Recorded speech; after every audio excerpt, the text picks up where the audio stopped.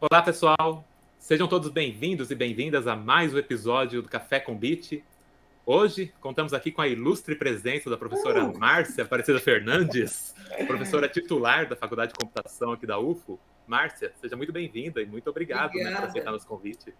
Obrigada. Eu que agradeço o convite, para participar. Acho bem bacana essa interação que a gente pode fazer entre nós mesmos e os alunos, e quem puder assistir. Acho bem bacana, Muito obrigada.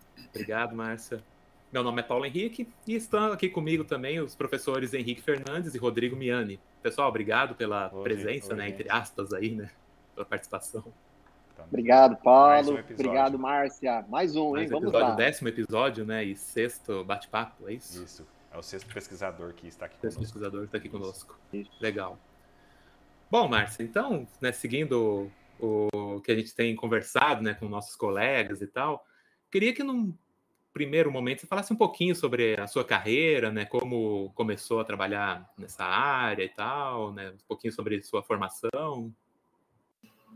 Bom, ontem eu ainda estava falando em sala de aula com os alunos da mecatrônica que eu, na verdade, eu queria fazer engenharia mecânica, Mas se tem 30 anos que eu estou dando aula, vocês imaginam há quanto tempo eu tive que decidir qual curso, Então, eu achei muito complicado naquela época fazer engenharia mecânica, Mas eu sabia que era a área de exatas que eu queria. Então, aí eu falei assim, vou fazer matemática, me abre as portas para outras opções, porque é um curso, vamos dizer assim, genérico, num certo sentido. Então, aí eu fiz matemática. Mas, na verdade, naquela época, a gente ouvia falar muito do SERPRO, eu não sei se vocês já ouviram falar, e aí a gente ouvia falar de computadores, grandes computadores, que os computadores faziam coisas fantásticas, Isso é início da década de 80, E então eu falei assim, computação era impossível fazer, não tinham cursos, O Brasil tinha pouquíssimos cursos, e os cursos que existiam era processamento de dados, E também tinha que sair de Berlândia, para mim não era viável. Então eu decidi pela matemática. A mecânica eu achava que não ia achar emprego, então eu fiz matemática, mas sempre aquela coisa, não é exatamente isso que eu quero. Então, quando eu estava terminando o curso, apareceu o Sérgio Schneider, alguns de vocês talvez conheçam, O Sérgio Schneider veio para Uberlândia, na engenharia elétrica, e ele falava muito de IA. Eu não estou muito certa como eu conheci o Sérgio, tá? Mas, enfim, aí ele falava muito de inteligência artificial e de fazer pós-graduação, e naquela época era um auge para nós, Então, aí eu falei assim, bom, então eu vou fazer pós-graduação na área de computação, assim eu mato meu desejo de me envolver com computação, E foi assim que eu fui para a COP, na UFRJ, e aí fiz mestrado em engenharia de sistemas e computação, e na área de IA, E fiz mestrado e doutorado nessa área, e me senti assim, muito feliz, mas achei um trabalho muito árduo, Porque conhecer computação em nível de pós-graduação, Então, eu tentei fazer o máximo de disciplinas, que eram ofertadas lá na época para realmente eu entrar na área. Privilegiei, então, as disciplinas assim mais essenciais, como análise de algoritmo, teoria dos grafos, lógica, linguagens formais, teoria da computação, E as áreas mais específicas, tipo assim, engenharia de software, banco de dados, sistemas operacionais, arquitetura, eu fiz uma ou outra, mas achei que a essência que era fundamental, Então, aí foi essa minha formação de computação, nível de pós, num grande centro, mas acho que foi bom, foi legal. Então, foi essa a trajetória, E aí, depois, então, a gente... Aí eu vim trabalhar aqui no meio do doutorado. Eu passei num concurso, eu sempre brinco com Faina, a gente se conhece desde aquele concurso, porque fizemos um concurso para sistema... Veja, eu fiz concurso para sistema operacional. Eu acho isso tão engraçado. Morri de estudar, Morri de estudar, tinham alguns candidatos da engenharia aqui da elétrica, e tinha o Faina, né? Obviamente, né, era o franco candidato, né? Porque ele também já estava no doutorado. Então, o Faina passou em primeiro lugar, eu passei em segundo, e ele só tinha uma vaga, então o Faina entrou, mas alguns meses depois surgiu uma nova vaga, e aí foi que eu entrei, né, na universidade aqui, mas no meio do doutorado, né? Então eu ficava que nem louca, né? Daqui para o Rio, né? 1.000 quilômetros, não tinha avião naquela época, então tinha que ir de ônibus, 1.000 quilômetros daqui para lá, de lá para cá. Mas foi uma experiência bem boa, né? Foi bem interessante aí. Atrasou, né, o doutorado, certamente, mas foi uma oportunidade tanto, né, ter entrado aqui, né? Fiquei muito feliz. 1991, gente, tem muito tempo, né? Quantos docentes, Márcia? Fiquei curioso agora. Quantos docentes na época? Você lembra mais ou menos quanto era o tamanho? Quando eu entrei, nós éramos 21. E tinha uma promessa de criação do departamento, na época era departamento de informática, nós tínhamos uma promessa do projeto de criação do departamento de ter 27 vagas. E a gente só tinha 21 e a gente ficava nessa esperança de completar essas 6 vagas, né? Mas, assim, foi árduo esse caminho. Para ser franca, eu já nem me lembro mais como que a gente foi completando essas vagas, né? E a gente vivia muito à base de professor substituto. Nós tínhamos muitos professores substitutos para conseguir dar conta tanto de terminar a formação de quem ainda não era, né, mestre ou doutor, porque esse era o intuito, né? Todo mundo que não fosse mestre ou doutor, que se encaminhasse para isso. Então, além da carga, né, de levar o departamento e o curso, a gente tinha também essa questão de acabar de formar o pessoal justamente visando a pós-graduação, né? Para criar a pós-graduação com um certo número de doutores, né? Que fosse suficiente para também encaminhar a pós-graduação num bom termo, né? Então, foi uma saga, né? Foi uma saga, realmente uma saga, com esses 20 e poucos professores, a gente... fazer isso, né? Chegar a esse ponto. Porque quando a gente criou a pós-graduação, por exemplo, nós eu não tenho certeza, não sei precisar, mas nós não éramos muito ainda. Nós ainda éramos acredito, esses 20 e poucos, e com muitos, como que eu vou dizer? Com muitos substitutos. Né? E o Sérgio já estava na equipe, já tinha saído da elétrica? Como que é? O Sérgio saiu da elétrica, veio para a computação. Sim, ele já tinha vindo para cá. E, claro, ele já era doutor e ele veio de São Carlos, então ele tinha uma grande experiência. Ele contribuiu bastante, né, nesse sentido assim, de criação e tal, não só do curso, mas, né, da graduação, porque o curso vai mudando, né, ao longo do tempo. Então, ele contribuiu bastante assim, com a experiência, com o conhecimento dele, com essa ligação dele com outras instituições, né? Era bem interessante assim, a participação dele. Sim, eu lembro dele também, quando eu ingressei no curso do BCC, ele aposentou no ano que eu ingressei. Então, eu tive um contato rapidinho com ele. Ele contribuiu bastante, né? Assim, nesse sentido, vamos dizer assim, mais político da coisa, né? De engendrar, de conversar, de fazer essas pontes, assim, né? Ele teve bastante contribuição, assim, né? O perfil dele, né? Só refresca minha memória. Não. A computação foi criada em 88, né? Não. Olha, eu também não tenho certeza. Eu estava até ali, né? Antes de entrar aqui, eu estava tentando me lembrar, porque eu falei assim, imagino que eles vão me perguntar algumas coisas nesse sentido, né? Quando eu entrei aqui em 1991, eu tenho a impressão que ainda não tinha se formado a primeira turma, tá? 6 meses ou um ano depois, a primeira turma se formou. Então, eu sempre fico na dúvida, mas eu acho que é 1988 que foi a criação do curso. Então do departamento, do curso, tudo. Então, você deu aula para o Marcelo Maia? Não dei, pois é porque quando eu entrei, as disciplinas que me foram atribuídas, ele já tinha feito. Então, e eu não o conheci. nesse período, porque eu estava na loucura de ficar viajando, né? Então, na verdade, não ficava muito tempo aqui. Eu dava as aulas e sumia para o Rio, os alunos reclamavam. Era uma festa. Não tinha... Era uma festa. Não tinha, isso, né? Não tinha atendimento remoto ainda, né? Não tinha Teams, não tinha Google Meet. Meet. Não tinha. E as turmas, né? E as turmas, eu falo assim, sempre, eu não sei se vocês passaram por isso, por algum trote de início de carreira. Porque, para mim, né, eu sempre brinco e falo assim, foi um trote. Porque as duas primeiras disciplinas, né, que me atribuíram era a Estrutura de Dados 2 e a Introdução à Agronomia.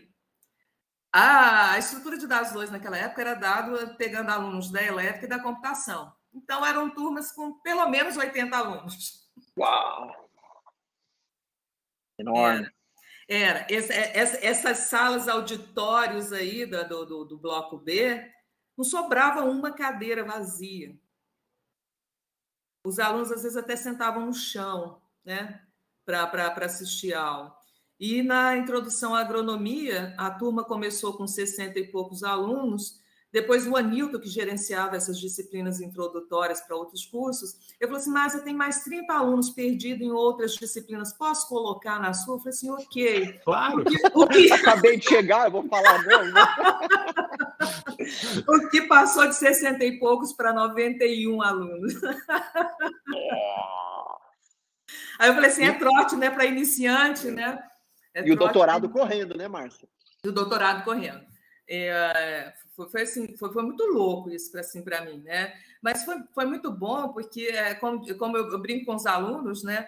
Para tudo na vida você tem que curtir o couro, né? Então foi bom para curtir o couro, entendeu? Porque era 80 numa turma, 90 na outra. Mas também eu dei só uma vez, porque o coordenador da agronomia não gostou muito de mim, ele pediu para eu nunca mais dar aula para o curso deles.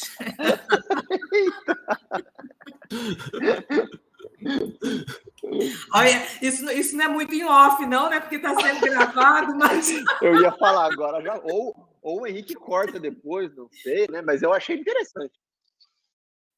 Mas para recuperar o nome do coordenador vai ser difícil, então assim. Não, fica no off. Não. É porque os alunos, eles eram 90. Naquela época, introdução à computação era realmente ensinar uma linguagem em programação. A linguagem era Pascal. Mas o pessoal da agronomia era a única disciplina que eles viam. Então, quer dizer, eles não tinham lógica, eles não tinham nada. Eles caíam de paraquedas numa disciplina como essa. Né? Então, qualquer coisa que qualquer professor fizesse, se você não passasse realmente as pessoas, elas não passariam. Não tem. Então, assim, ficou um negócio assim, meio ruim mesmo, né? E principiante quer ser mais realista que o rei, de repente, né? Como eu, por exemplo. Então, as provas pareciam difíceis para eles, a disciplina era difícil, o professor não era fácil, então eles reclamaram muito e o coordenador pediu para eu nunca mais dar aula, né, dessa disciplina para o curso da agronomia, o que não me chateou, não. Né? De certa maneira, eu não fiquei chateada com isso, não, porque nunca mais eu dei nenhuma disciplina desse tipo. Né? Então, fiquei feliz também. Fiquei feliz porque, assim, é bom trabalhar com o aluno da computação, de fato, né? A gente estava no curso da computação, bacana trabalhar com o pessoal da computação que tinham mais interesse nesse tipo de coisa, né? Então, eu fiquei chateada porque eu acho que eu estava tentando fazer o melhor, tentando entender a situação, mas não foi algo que me incomodou muito, não. Mas então foi isso. E aí é o trote, não sei se vocês passaram por esse trote, né? E foi muito bom, porque eu fui aprendendo. Quando tem poucos alunos, acho até ruim, tá? Para ser bem franca, eu prefiro uma turma mais emocionante, assim, né? Claro que eu não gostaria de ter mais 80, 90 alunos numa mesma turma, mas foi muito bom. Foi muito bom. Os alunos eram muito bons, muito bons. Eram incríveis os alunos, tanto da computação quanto da engenharia elétrica. Eram excelentes alunos, né? Era muito bonito de ver, né? A capacidade deles e tudo era muito bom. Eu fiquei curioso, Márcia, você comentou que a turma tinha alunos da engenharia, né, e da computação. Nós não temos mais isso hoje, né? É porque, na verdade, a computação foi criada com alta dependência da engenharia elétrica. Porque muitas disciplinas, né, por exemplo, essas disciplinas mais voltadas para a rádio eram todas da engenharia elétrica. Em contrapartida, tinham muitas disciplinas que foram criadas para o curso de computação que eram interessantes para o pessoal da engenharia elétrica.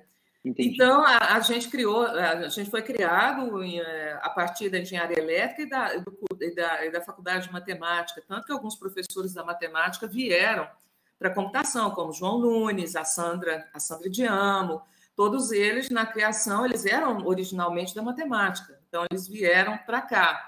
Né? Assim como o Sérgio era da elétrica, né? veio para a computação. Então, a gente tinha uma grande dependência, né? da engenharia elétrica. Quando eu fui coordenadora por 4 anos, e aí a gente ainda tinha essa grande dependência da engenharia elétrica, de várias disciplinas optativas, obrigatórias e tal, né? E nós fizemos uma alteração curricular naquela época, que inclusive mudou bem o nome do curso, né? O curso sempre foi ciência da computação, mas ele tinha 2 linhas, uma linha de engenharia de software, ou software, como a gente chamava, uma outra linha. Então, eram essas 2 linhas. E a gente criou um outro curso sem linha nenhuma, que é a estrutura que a gente tem até hoje, que é essa estrutura de curso de ciência da computação. Introduzimos várias disciplinas que não existiam, teoria dos grafos, análise de algoritmo, matemática para a ciência da computação, foram todas introduções nessa reforma. E, claro, uma das coisas dessa reforma era diminuir essa dependência da engenharia elétrica, né? E isso causou um certo mal-estar lá, e, inclusive, para ficar um pouco livre, né, dessas disciplinas da engenharia elétrica, nós criamos muitas disciplinas que tinham lá com outro código, especialmente para a ciência da computação, para realmente cortar, né, vamos dizer assim, esse cordão, né, umbilical, que em certo ponto era, vamos dizer assim, prejudicial, né, para o crescimento, porque parecia que a gente sempre era o filho, né, que a gente sempre era o filho e que, então, para a gente crescer mesmo, a gente tinha que ter um pouco mais de independência, né, que foi o que a gente conseguiu, mas foi uma briga boa naquela época, né, entre mim e os coordenador porque eles não aceitavam, de alguma maneira, a reforma que a gente queria fazer no sentido das disciplinas deles, né? Uhum. A gente queria fazer essa alteração e criar essa independência, né? Mas por fim, conseguimos. Hoje, acho que a gente é altamente independente deles, porque até mesmo aquelas disciplinas que eram muito da engenharia elétrica, sistemas digitais, microprocessadores, que eu acho que nem sei se ainda tem, na época tinham essas disciplinas, eu acho que já está atuando nisso, temos até laboratório, né, mais voltado para sistemas digitais. Então, ao longo desses, vamos dizer assim, eu fui coordenadora há 20 anos atrás, então, nesses 20 anos, acho que a gente conseguiu realmente criar essa independência, né, e se fortalecer, né? A independência não é só uma questão de independência, é uma questão de fortalecer, né? Quando você se torna independente, você tem que se fortalecer, né? Então foi nesse sentido aí. Então, foi momentos muito bons da universidade, né? Eu comento com o Fânia, estava brincando com o Fânia essa semana, né? Fala assim, ele falou assim, obrigada. Eu falei assim, não, Fânia, não podemos esquecer mais de 30 anos de amizade, né? Então, a gente sempre viveu num sentido, porque como a instituição era pequena, a gente era muito próximo, né? As pessoas eram muito próximas, tanto para brigar quanto para se dar bem, né? A gente era muito próximo. Tudo muito intenso, Márcia. Era tudo muito intenso, mas era altamente produtivo, porque eu sempre falo, sem o conflito não tem jeito. A gente tem que criar, o conflito ele existe naturalmente, a gente pode criar também, se a gente tiver necessidade disso, porque, mas, que nem o Putin, né? Ele necessitou de um conflito, lá ele criou, né? Pois mas eles já existem naturalmente. E o conflito também é motivo de crescimento, né? Ou seja, essa independência que a gente, vamos dizer, teve da engenharia elétrica, ela foi um conflito externo e interno, mas que eu só vejo benefício, né? Então, assim, teve algum bate-boca aqui, outra acolá, teve uma possível inimizade, teve, que com o passar do tempo se resolveu, sim, Mas não, eu acho que não existe outra possibilidade, tá? Assim, de crescimento se você não encarar o conflito, né? E viver o conflito, claro, de maneira adequada, né? Assim, tirar o conflito não é significado de um bom momento. É isso que eu quero dizer. Às vezes a gente fica lutando para não criar o conflito. Não necessariamente isso é o melhor, né? Então, naquela época, para nós, o melhor era criar o conflito, né? Ou seja, criamos uma nova estrutura de curso que conflitou com várias faculdades que, na época, ofereciam disciplinas para nós. Uhum. Mas ou era isso, ou era permanecer com um curso arcaico. Né? Então, esse conflito foi bom. Sim. Sim, evitar, às vezes, você simplesmente não movimenta, né? Isso. Isso. Então, é criar boa briga, né? E brigar de maneira adequada, eu acho que isso é benéfico, né? Faz parte da vida. No meu ponto de vista, a gente está sempre brigando, né? Brigas sutis ou não, mas a gente está sempre brigando, né? Então, foi muito bom. Então, essa foi a trajetória. E depois, quando eu deixei de ser coordenadora, eu nunca mais quis cargo nenhum, né? Quando que foi a coordenação, mais ou menos? Que final Ela foi de... Olha, eu defendi o doutorado em setembro de 1996 e assumi a coordenação em janeiro de 1997. Nossa, também angústia para o recém-doutor, né? Que é o trote do recém-doutor, né? Isso, foi o trote. E era o Otran, o coordenador, e o prazo dele vencia em março. Ele falou assim: não, pode pegar agora em janeiro mesmo. Se ele ouvir, ele vai. Eu acho que é isso, Otran, acho que eu não estou desenganada, não. Aí eu peguei, né, assim, eu nem sabia por onde passava aquele negócio, né, mas fui entrando e essa reforma curricular, o João Nunes já estava encaminhando isso. O João Nunes nunca foi coordenador, mas ele estava projetando o novo curso, né? E aí a gente conversava muito. Eu falei assim: então vamos fazer, se é para fazer, vamos fazer. Já tinha anos que estava sendo estudado, né? E aí a gente botou para frente, né? E aí eram 2 anos, mas aí como realmente a reforma estava saindo, então eu falei assim: então eu vou ficar mais 2 para colocar a reforma no ar, né? Para pelo menos colocar o segundo período da reforma no ar, né? Então eu continuei mais 2 anos por causa disso. Então eu saí da coordenação em 2000, né? Então eu fiquei 97, 98, 99 e 2000, né? Aí nunca mais, não concorro a nada, nunca mais quis. A parte administrativa ela é interessante, faz você conhecer a instituição, mas eu achei que os 4 anos de aprendizado já foram mais do que o suficiente. E experiência internacional, Márcia, você fez um pós-doc depois da coordenação ou foi um sanduíche no doutorado? Não, eu fiz o sanduíche, foi antes. Foi?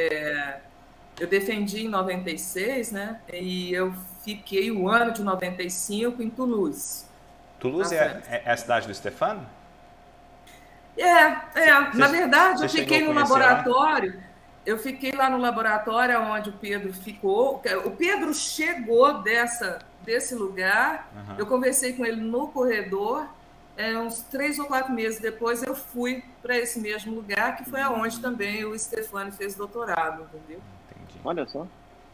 Eu conheci um bocado de brasileiro. Era assim, era mais brasileiro do que qualquer outra coisa lá.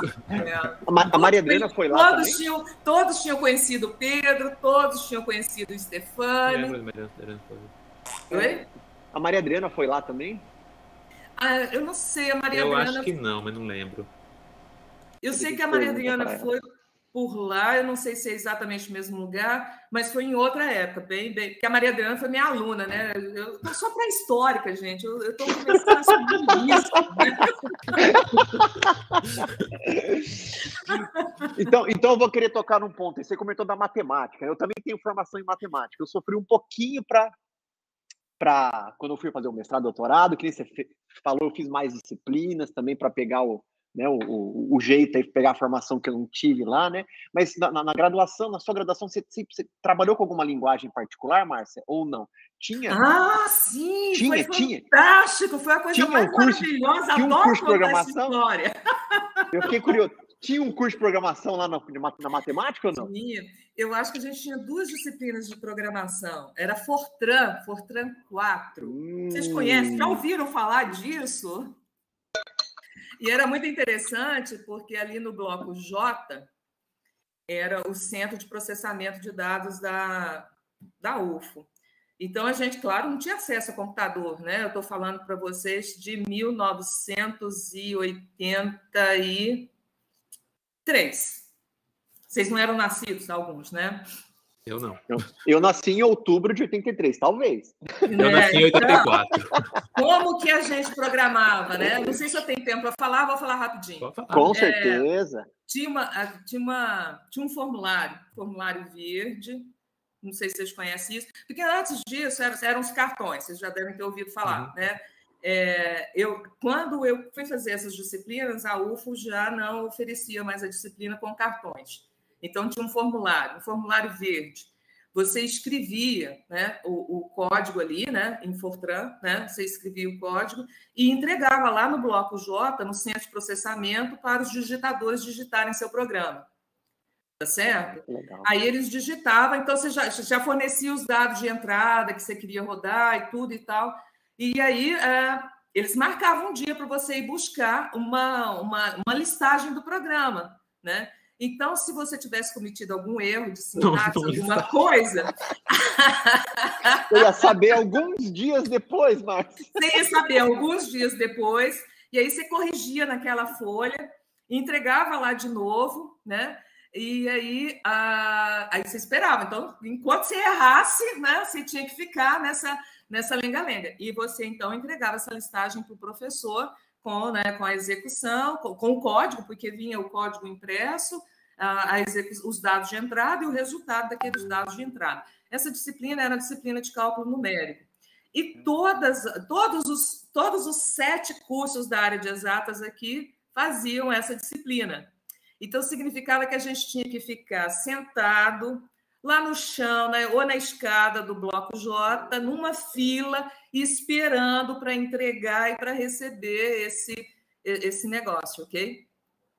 Então, era assim, era a saga, né, desse Fortran 4, então a gente nem sabia do computador, a gente às vezes olhava assim de bandinha para ver o computador, né, porque...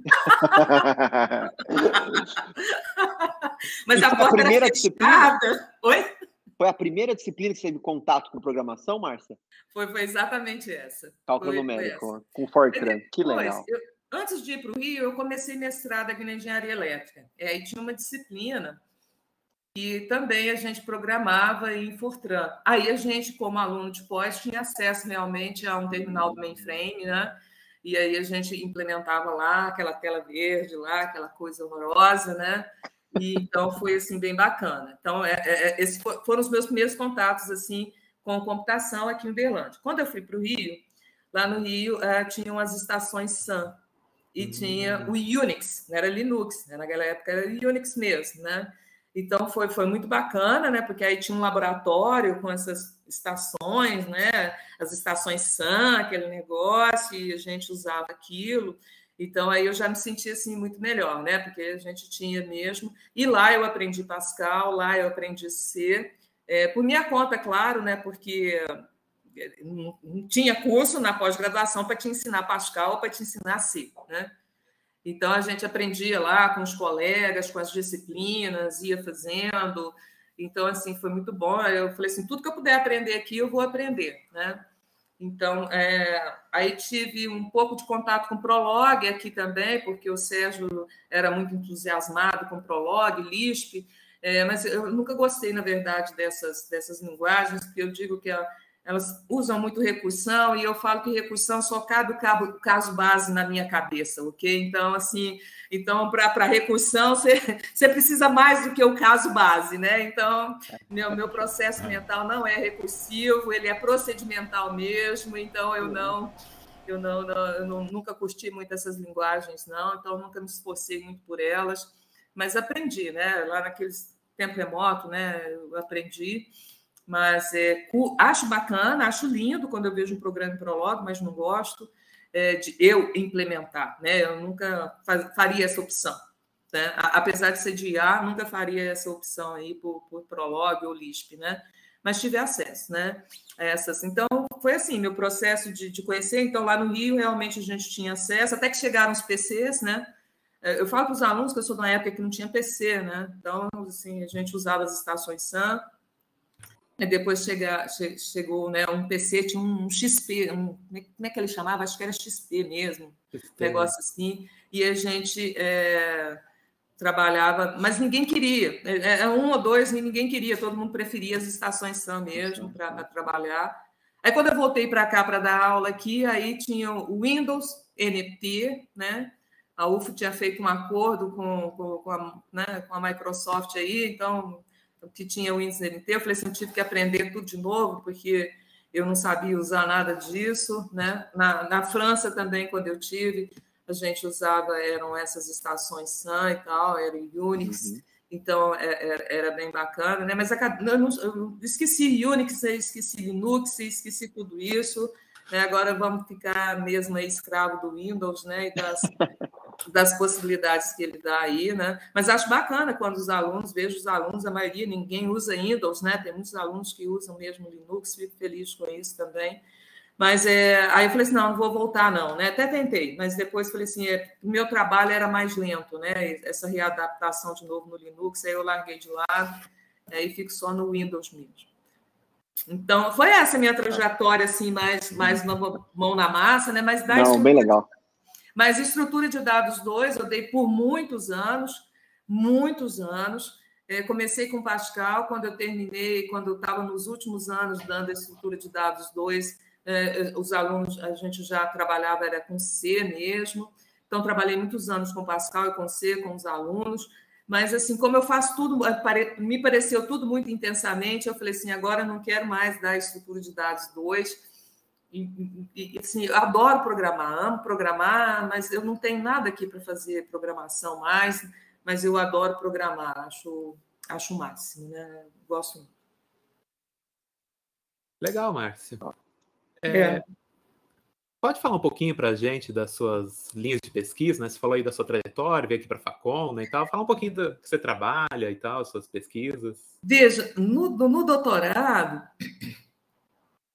Eu vou só comentar, porque eu não sabia, talvez vocês conheçam. Eu não sabia que a Sandra Mendes, talvez vocês conheçam, não sei, que a Sandra Mendes tinha morrido. A Sandra foi uma das que participou do primeiro computador aqui do Brasil. Aqui. Eu estou falando que ela foi minha orientadora. Sandra Teixeira, bom, será que até hoje ela tem 3 sobrenomes, e ela brigava comigo porque eu não sabia a ordem deles, né? Muito bom. Até lá na hora no texto da defesa, ela falou assim, só tem uma coisa errada. Eu falei assim, que ela assim, tá invertido o meu nome até hoje, Márcia. Eu falei assim, até hoje. Então eu não sei se é Sandra Bandeira Teixeira Mendes ou se é Sandra Teixeira Bandeira Mendes. Eu fiquei sabendo, outro dia eles estão homenageando, aí tem uma instituição aí no Rio Grande do Sul que está homenageando algumas mulheres, né, da computação, e a Sandra está entre elas, mas eu vi lá que é in memoriam, né? Então ela foi minha orientadora, a Sandra, né? Então o que aconteceu? Naquela época, ela era realmente reconhecida como uma pessoa de IA, então assim, na UFRJ, né? Então eu fui trabalhar com ela em IA. E naquela época também estava surgindo muita coisa nessa parte mais da computação evolutiva, né? Redes neurais, era o boom, né? Porque quando eu fui fazer o doutorado, era 1987, mestrado. Então, estava ressurgindo as redes neurais, então tinha um viés assim, muito forte das pessoas trabalharem com redes neurais, foi porque eu trabalhei. E o fato de trabalhar com essas coisas foi me levando um pouquinho para a otimização. Então, quando eu fui fazer o doutorado, a ideia do doutorado era alguma coisa mais voltada mesmo para a otimização, um pouquinho de planejamento, de IA e tal. Então, a minha área ela ficou assim, um pouco misturada. Eu não fiquei infeliz com isso, porque acabou que, vamos dizer, eu visitei vários aspectos da inteligência artificial, porque no mestrado eu trabalhei com redes neurais. Quando chegou no doutorado, aí eu tive a oportunidade de usar planejamento, de usar algoritmos genéticos. E primeiro, a ideia inicial era usar programação genética, aí não deu muito certo, a gente não visualizou muito bem a coisa. E aí nós passamos para algoritmos genéticos. Aí depois, quando eu fui para a França, conheci redes de Petri. Então, eu fiquei assim com uma visão bastante misturada de muitas coisas, né? Mas o forte o meu orientador de doutorado, a gente queria trabalhar com otimização. Ele tinha um viés de otimização. Então, quando eu vim para cá, eu queria trabalhar com essas coisas: planejamento, otimização, essas coisas. Mas o que aconteceu? Nós não tínhamos projeto nenhum. Aí eu conheci alguns professores da licenciatura, da matemática, da química, e surgiu uma possibilidade, eu os conheci, surgiu uma possibilidade do MEC para a gente construir objetos de aprendizagem, né? O MEC estava fazendo muito isso porque ele queria, já tinha oferecido máquinas para as escolas, né, os governos estaduais e tal, mas os professores não usavam, e a ideia era usar isso com objetos de aprendizagem, para facilitar a entrada da instituição nessa questão do mundo digital, no ensino médio e tal. Uhum. Então, o MEC criou vários grupos, Brasil afora, para construir esses objetos de ensino médio, né? E aí esses professores da matemática e da engenharia química me conheciam o Carlos Lopes, eles nos convidaram para participar desse projeto, porque precisava ter alguém da computação. Então, aí eu entrei nessa coisa de informática na educação. Graças a esses projetos, que a gente participou de 2 versões desse projeto do MEC, eles nos deram máquina, eles deram até um bom dinheiro para os alunos desenvolverem esses objetos de aprendizagem, que deve estar lá na plataforma do MEC e tal. E então, eu entrei com eles, e esse mundo foi começando a ficar bem interessante para nós. Então, meus primeiros orientandos trabalharam, na verdade, com informática na educação.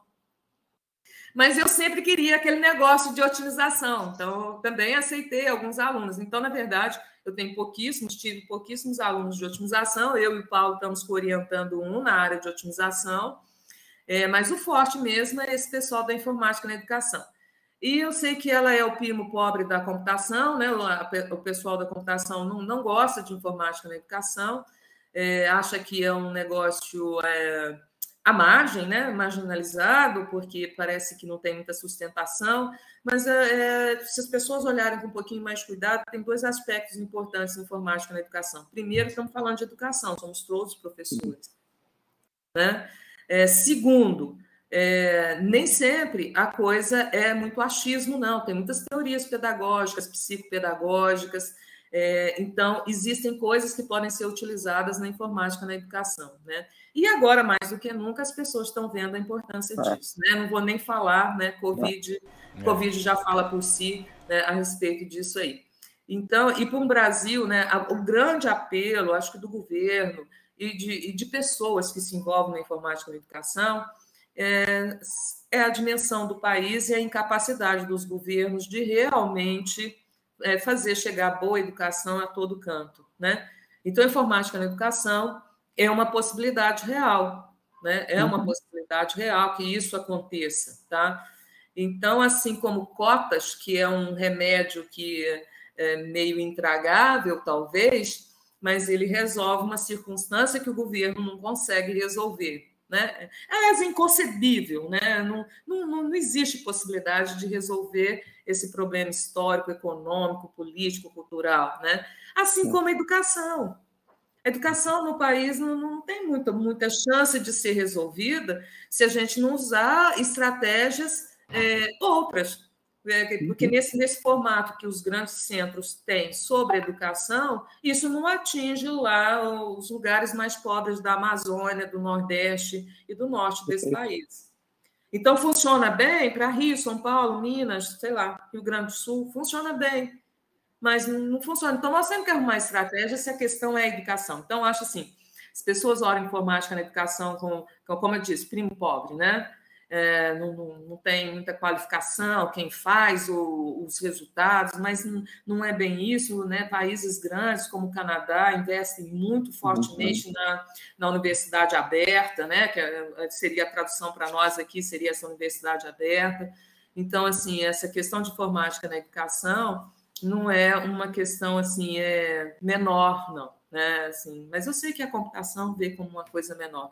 Mas então, entrei nisso aí e é interessante porque a maioria dos alunos vem para isso, então eu faço, eu gosto de fazer, e tivemos trabalhos muito interessantes, né? Trabalhos premiados. Por exemplo, o Fabiano Dossa foi o meu primeiro aluno de mestrado, ele trabalhou nisso, o trabalho dele foi premiado, né? Ele continuou com isso, eu sei que ele tem interesse em engenharia de software, mas, por exemplo, ele continuou nessa linha e ele tem um trabalho muito grande, publicações excelentes, né, nessa linha, né? Então, acho que, em termos práticos para pós-graduação, né, eu vou dizer assim, eu acho que ela não envergonha, né, em números, em qualidade, né? Então, acho que não tem muita razão para ser o primo pobre, né? E eu lembro sempre, né? A gente tem um lado muito prático de atuar profissionalmente, seja como pesquisador, como professor e tudo, mas eu acho que a gente tem que olhar para o alto, e olhar para o alto é falar, a gente está educando gente, né?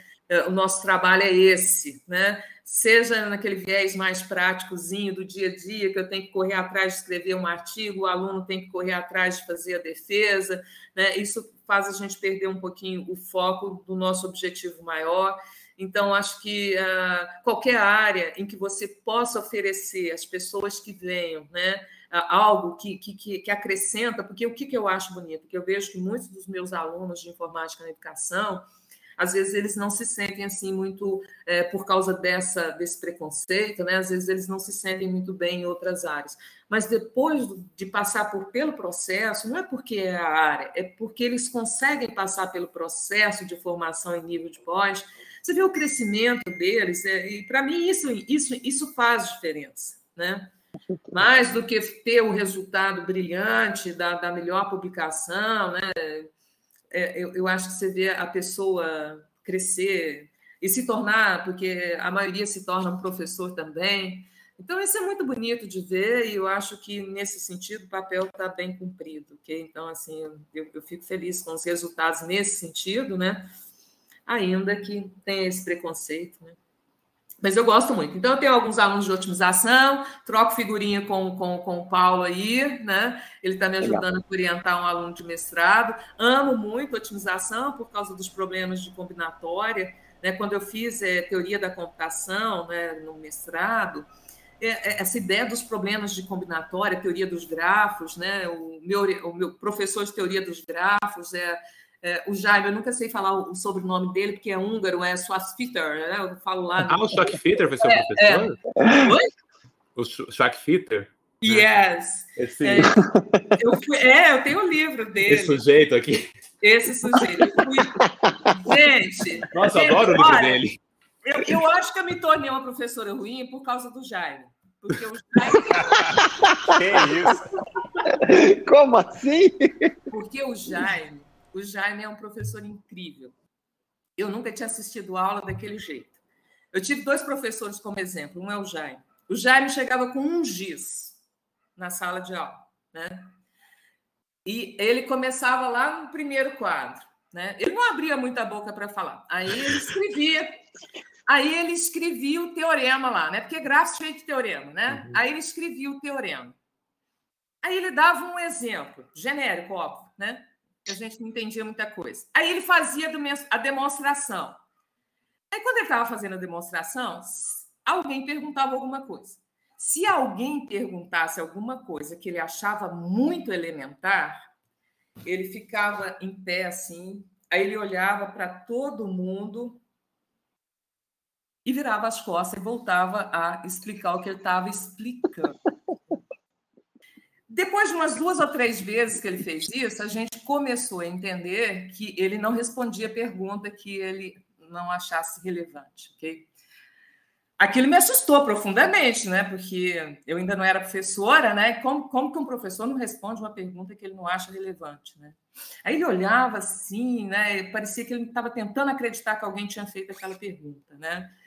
Mas, assim, o jeito dele dar aula... Então, isso, assim, me chocava um pouquinho, mas foi bom porque eu falei assim, eu tenho que estudar, né? Porque o cara não vai responder as minhas perguntas, né? Vindo de onde eu venho, eu vou fazer só pergunta idiota, o cara não vai me responder, né?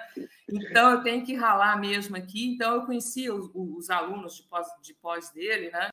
Então, aí eu convivia muito com eles, então eles me ajudavam muito e tudo, eu resolvia as listas de exercício e eles corrigiam e tal, então consegui superar isso. Mas o que me chamou a atenção dele é que o Jaime era um professor que não tem jeito de você parar de assistir a aula dele, porque ele te conduz. Você não fica na aula do jeito que você quer ficar na aula, ele faz você ficar na aula dele. Porque o processo de raciocínio dele, como ele conduz, como ele te leva de um exemplo a outro, de um teorema a outro, você tem que se envolver. Então, aquilo, né, eu ficava maravilhada, eu ficava ali sentada, feito uma louca, né, assim, olhando, falando assim, quando eu crescer eu quero ser assim, né?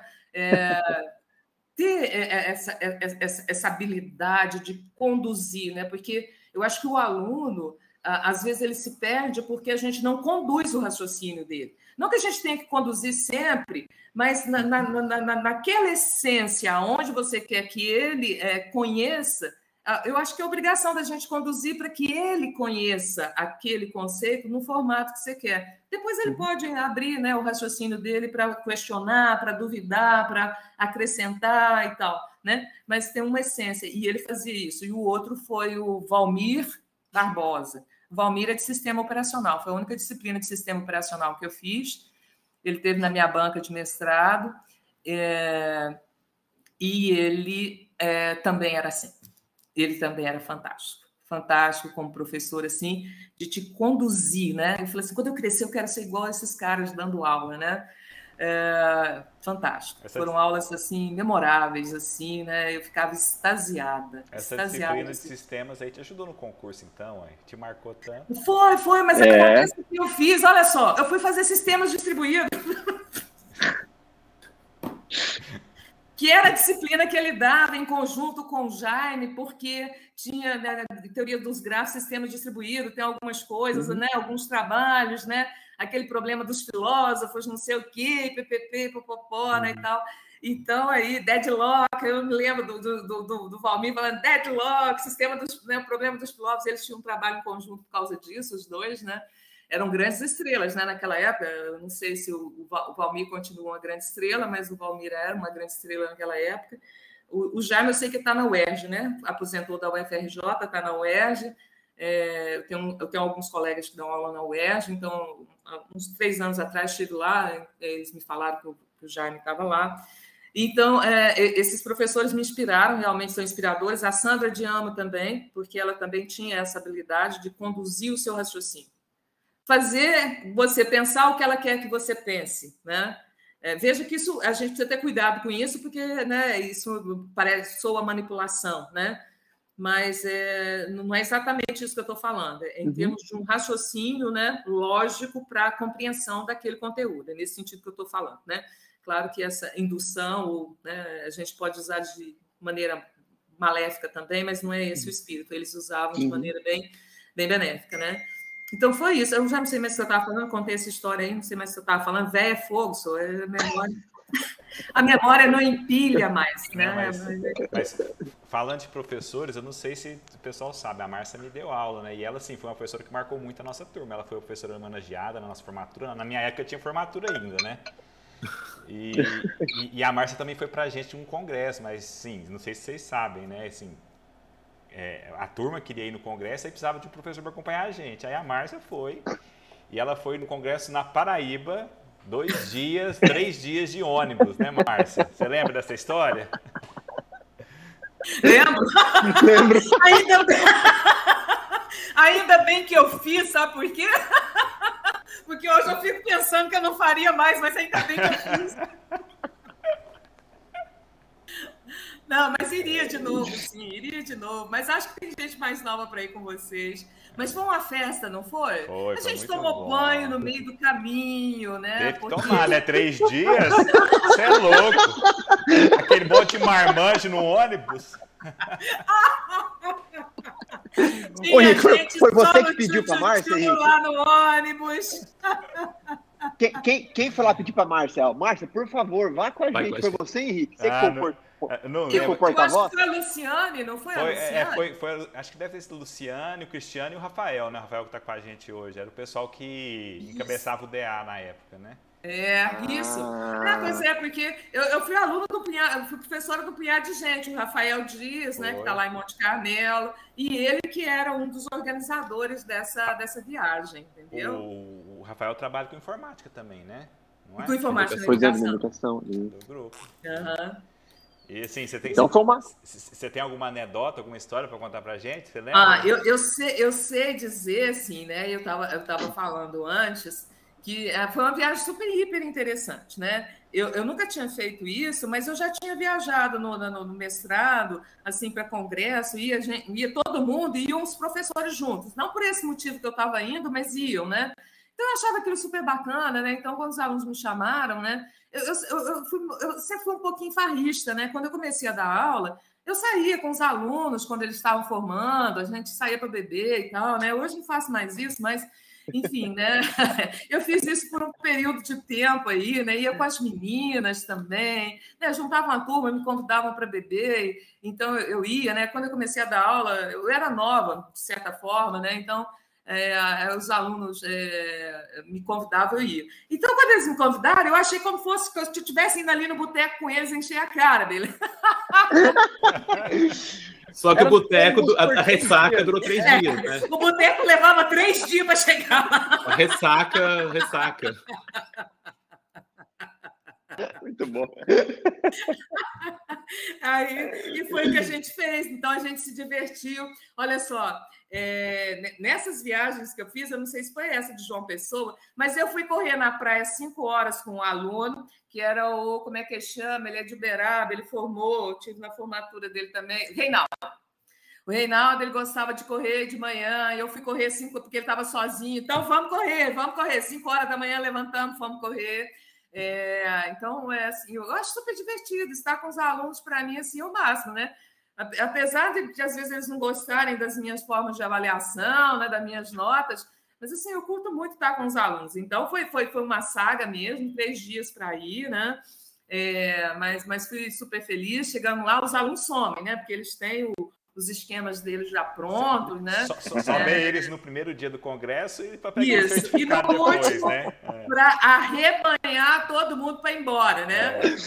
Aí eu comecei a ver o peso da responsabilidade, né? Porque eu falei assim, se um fica doente, se um sobra aqui, né? Eu falei assim, pô, porque eu largo eles. Isso ainda fez 2 vezes, hein, Márcia?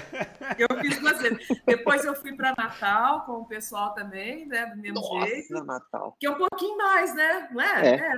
Um pouquinho mais. Então, não, eu achei divertido. Eu achei super, super divertido. Um pouquinho, praticamente o Nordeste inteiro. O litoral inteiro ali. Exatamente. Mas 3 para 4 dias? Oi? 3 para 4 dias é pouco, né? Mas o bacana é que a gente sabe que esses, né, meus colegas de mestrado falavam assim, vamos fazer turismo científico, né, que aí a congresso é turismo científico, né? Então a gente vai no dia que a gente apresenta, né, lá no congresso, né, ou seja, faz o check-in, né, apresenta o que tem que apresentar e faz o check-out no mesmo dia, se possível, né? E aí vai curtir a cidade, principalmente se for o Nordeste, conhecer, né? Então nós fizemos muitos passeios, foi muito, muito bom. Muito bom, né? Esse foi o do CSBC. Depois eu fui em era um congresso que até os meninos da Elétrica, eu chamo meninos porque é da minha época de graduação, que é o Edgar Lamounier e o Alexandre Cardoso, né? Nós somos todos contemporâneos, né? Assim como o Carlinhos, a Rita, o Jamil, Marcelo Rodrigues, Faina, nós somos todos contemporâneos aí, né? Da época de graduação, né? A gente não se conhecia exatamente, mas um sabia da existência do outro, mais ou menos, porque fizemos faculdade na mesma época, né? Então, e o Edgar também, o Edgar, né? E o Edgar, na verdade, foi meu colega na matemática, ele era da minha turma de matemática, Edgar Lamounier, e o Alexandre Cardoso, não. Então, eu fui num congresso que eram eles que estavam organizando lá no Nordeste, então foi muito bacana também, a gente se divertiu pra caramba, e foi legal, né? A gente bebia bastante, né? Curtia bastante, dunas, não sei o quê, PPT, praia e tal, né? Foi muito bom, muito bom. Legal.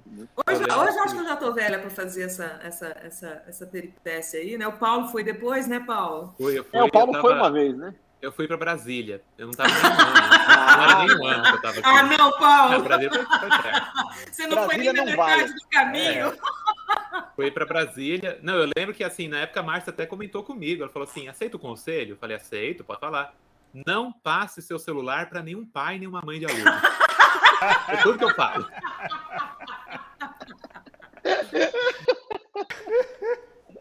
Foi. Da última vez, quando nós estávamos entrando no ônibus aqui no Campo Santa Mônica, vários pais deixando os filhos, né? Aí todo mundo, a senhora é a professora que vai, professor, me dá o telefone. Aí todos os pais queriam o telefone, entendeu? Não teve uma aluna que passou mal? Oi? Teve uma aluna, você comentou comigo, acho que teve uma aluna que passou mal e a mãe ligando. Teve. E ela desesperou porque ela passou mal. Esse eu não sei se foi em João Pessoa, Henrique, ou se foi em Natal. Foi em João Pessoa. Foi em João Pessoa, porque em Natal nós ficamos no hostel. Eu nunca tinha ficado no hostel, eu fiquei no hostel com os alunos em Natal. Olha. Em João Pessoa foi num hotel. Foi hotel. Foi. Essa menina, eu não sei o que aconteceu, ela passou mal, e a mãe dela comprou uma passagem de avião para ela, mas eu só fiquei... Aí foi que começou a pesar a responsabilidade, porque eu só fiquei sabendo depois que ela já estava aqui em Uberlândia.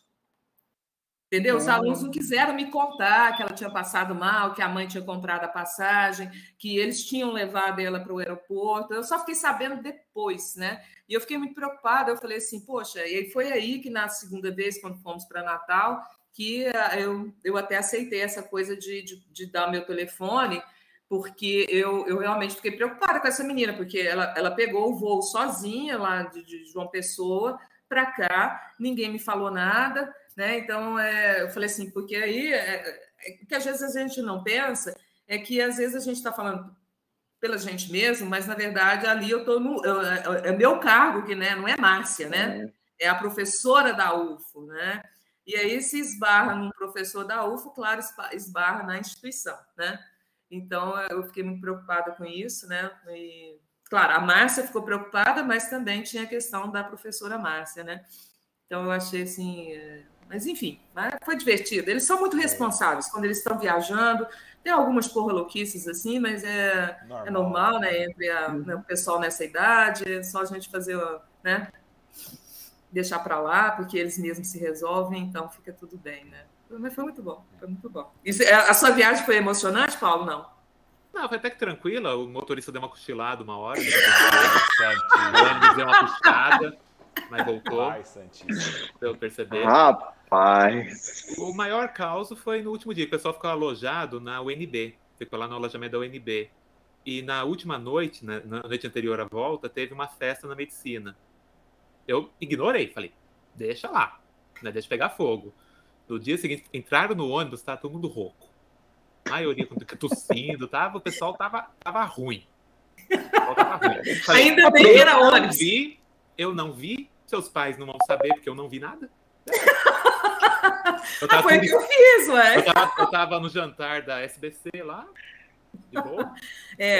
Essas viagens, se elas voltarem a acontecer, acho que os alunos já não têm muito mais espírito para fazer isso, né? Principalmente depois da pandemia, que andou afastando muito, né? Mas você tem que deixar. Eles entre si, eles se resolvem, né? E cada qual vai fazer conforme já está acostumado a fazer mesmo. Quem bebe, bebe. Quem gosta de ficar até tarde, fica. Quem não gosta, não fica. Né? Quem está procurando zoar, né? Achar algum crushzinho por aí, vai atrás mesmo. Então, a gente não tem o que fazer. Você tem só que ficar olhando, entendeu? Aí você sabe o seu lado também, né? Eu saí algumas vezes com os alunos à noite, né? Mas a balada deles é coisa deles mesmo, né? A gente tem que ficar meio afastado. Mas é muito bom, muito bom. Adoro os alunos. Vou sentir muita falta, né? Eu estou para aposentar, né? Vou sentir muita falta desse convívio com eles, né? Mas, enfim, tem que ir. O papo Ainda mais que nós ficamos 2 anos, né? Sim. Sem ter o contato com eles, né, Márcia? Então... Deixa eu fazer uma pergunta. Vocês já me fizeram, deixa eu fazer. Qual professor que vocês vão ser a partir de maio? Eu estou em crise. É uma ótima pergunta, eu também não sei ainda. Porque é o seguinte, eu estava falando para os alunos, o Henrique sabe, eu nunca dei aula com material digital. Eu sempre escrevi no quadro. Era o giz, né? Igual o Jaime. Igual o Jaime. Eu me esforcei assim para tentar, né? Mas ele é um papa, né? Não dá para seguir exatamente, né? Mas dá para ter alguma ideia. Vai ser difícil aí, não sei como é que... Acho que algumas coisas vão mudar, né? A gente acabou acostumando com algumas coisas. Eu também gosto de quadro, eu gosto de uma interação maior com os alunos. Eu estava nos últimos meses aí com essa história de dar aula para os quadradinhos pretos, eu não aguento mais, não. Então... E aí eu estava conversando com um aluno, porque a vida inteira, né, tem quase 30 anos que eu dou aula no quadro, né, escrevendo no quadro. E aí a pandemia me obrigou realmente a fazer material assim, né, slides. Eu acho meus slides assim, um horror, porque eu particularmente acho um horror. Então, eu falei assim, eu vou aproveitar isso, eu não vou em sala de aula, eu vou voltar a escrever no quadro, então eu estou em crise, porque eu acho que eu não vou voltar a escrever em quadro. Aí o aluno pegou e falou assim, não, professor, era bom, né? Nas disciplinas teóricas isso é bom. Aí eu peguei e falei assim, mas eu acho que eu não vou fazer isso, mas eu também não sei, em sala de aula, eu não sei, vocês já fizeram isso, eu acho que a maioria de vocês faz, mas assim... Eu assim, colocar o slide lá, primeiro eu já estou pensando na internet da UF, que não sei se vai dar certo, né, de você colocar lá seu slide no computador lá e dar aula naquele slide. Eu nunca me vi fazendo isso, né? Mas eu acho que é isso que eu vou fazer. E eu estou assim, um pouco em crise, assim, porque eu gosto do quadro, né? Até pela minha origem, né? Eu gosto de quadro. E escrever é bom, que aí força o aluno a copiar, né? Pelo menos eu copiava. Meus cadernos de TG, de análise, estão todos aqui, com as aulas da professora Márcia, tudo guardado. E aí você vai copiando, você vai lembrando, vai entendendo melhor o teorema e tal. Eu gostava de copiar, para mim ajudava a estudar. Eu, baseado nessa experiência que eu falei para vocês, meus professores lá, o Jaime e o Valmir, que aconteceu? Eu observava que, quando eu assistia a aula deles, eu tinha que fazer 3 coisas, né? Primeiro, eu tinha que escutar, eu tinha que raciocinar e eu tinha que escrever. Porque se eu não fizesse essas 3 coisas, era como se eu não estivesse ali, né? Era não assistir a aula, porque o cara era um cara capacitado para conduzir o seu raciocínio. Então, se você não raciocinar, você não está fazendo nada, você não está nem prestando atenção. Ele escrevia, então o material que a gente tinha livros, claro, mas a gente copiava, né, a demonstração dele, a observação dele, aquele trem a gente escrevia. Então eu achava que aquilo, para o meu raciocínio, era muito bom. E eu observava que, quando eu dava aula com algum material, mesmo que fosse lendo o material, eu observava que o meu raciocínio ficava diminuído, porque eu ficava apostando no material que eu tinha, ao invés de colocar aquilo no meu raciocínio, entendeu? Então, quando eu dou aula sem material, eu estou pensando, né? E ao mesmo tempo fazendo com que o aluno pense. Porque o material bloqueia isso, você já sabe que está escrito lá. Se você esquecer de falar, está falado, está lá. Né? Então, eu achava que o material me impede de raciocinar enquanto eu falo.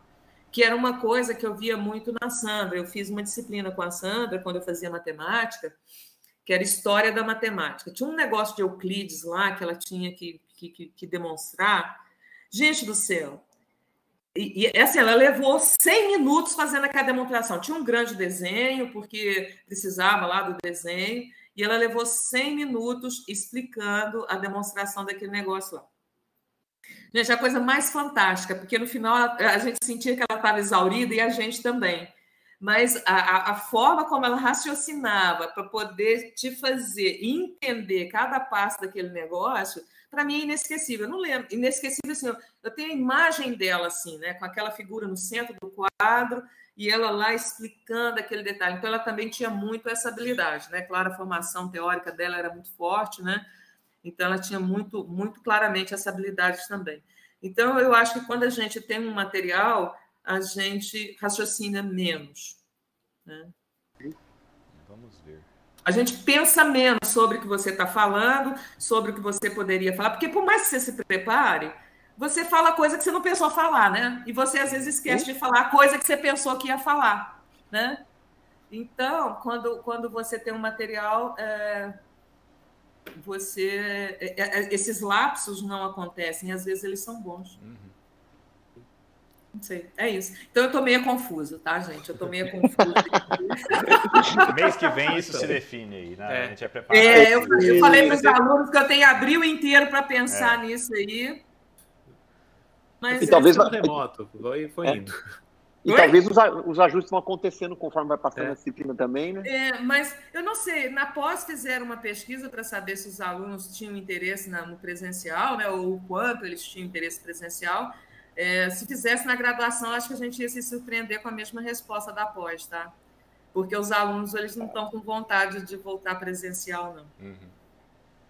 Na enquete que eu fiz na minha turma aqui, eu fiquei com essa impressão, que a maioria... Mas teve um que falou assim, não, mas e coitado dos alunos que estão começando o curso, nem conheceram a instituição, né? Nem pisaram na instituição e tal, né? Porque é uma disciplina mais de final de curso, né? Então todo mundo teve a oportunidade de entrar aí já, né? Então tem assim, tá meio misturado, mas eu penso que se continuasse desse jeito, eles não iriam achar ruim, não. Eu tenho uma aluna de mestrado que entrou no começo da pandemia e vai defender e nunca veio aqui na UF. Então. Pois é. E tem aluno de graduação no meio do curso já.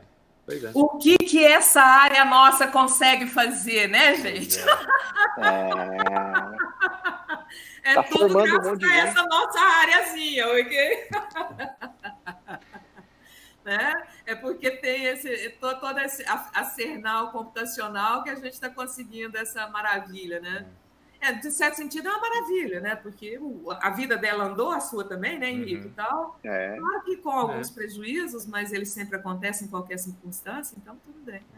Gente, o papo está muito bom, mas a gente já extrapolou aí 1 hora. A gente podia ficar aqui muito tempo. Em 1 hora? Já passou de 1 hora já. Bom, eu pensei que o atraso já era de 1 hora. Não, gente. É que tá bom demais. Nossa.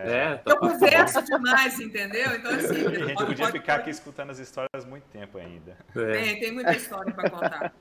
Você entra com pedido de aposentadoria esse ano, Márcio, ou não ainda? Não vou não. Eu ainda não estou assim... Na verdade, eu posso pedir a partir de março do ano que vem, daqui a 1 ano, né?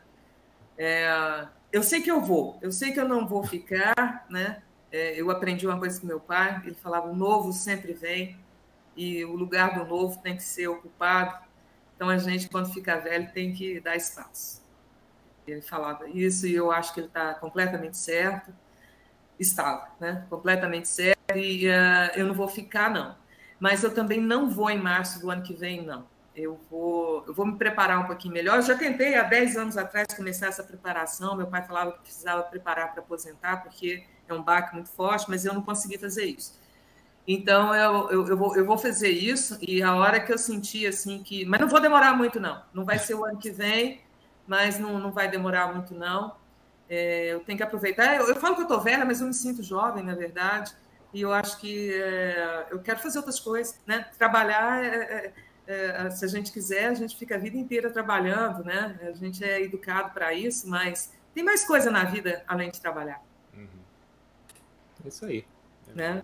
Então, aproveitar enquanto eu me sinto jovem. Posso até não ser, mas me sinto.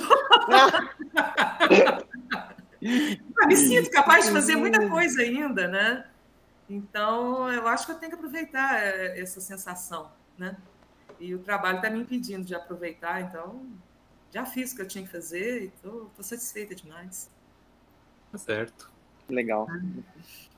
Mais alguma pergunta, pessoal? Não, quer fazer um fechamento, Márcia? Uma última fala? Não, assim, feliz, né, por esse convite. Como eu disse no início, um momento ímpar, né, da gente se conhecer e também deixar alguma coisa, né, para os alunos, se integrar, né? Ficamos muito grandes e acabamos não nos conhecendo, né, não tendo oportunidade. Então, assim, com esses episódios, pouco a pouco, né, todo mundo vai se mostrando, se conhecendo, tendo essa oportunidade. Legal. Então, eu acho isso uma iniciativa muito boa, né? E bacana. Gostei. Obrigado pelo convite. A gente que agradece aí de você ter abrilhantado nossa série, tá? Muito obrigado. Foi bom demais, Márcia. Muito obrigado mesmo. Obrigada. Eu falo demais, né? O Paulo sabe disso, né? Quando a gente faz fãs de orientação, eu falo muito, né, Paulo? É coisa de mulher. Tem que falar mesmo. Tá bom. Obrigado, então, Márcia. Obrigado. Muito obrigado. Tá falado. Um abraço, gente. Abraço. E você que nos assistiu, né? Deixa aí seu like, né? Se inscreve no canal, comenta aí. É isso aí, compartilha. Fique à vontade. Compartilha. Tá falado. Falou, gente. Tchau, abraço. Obrigado, até a próxima. Tchau. Até a próxima.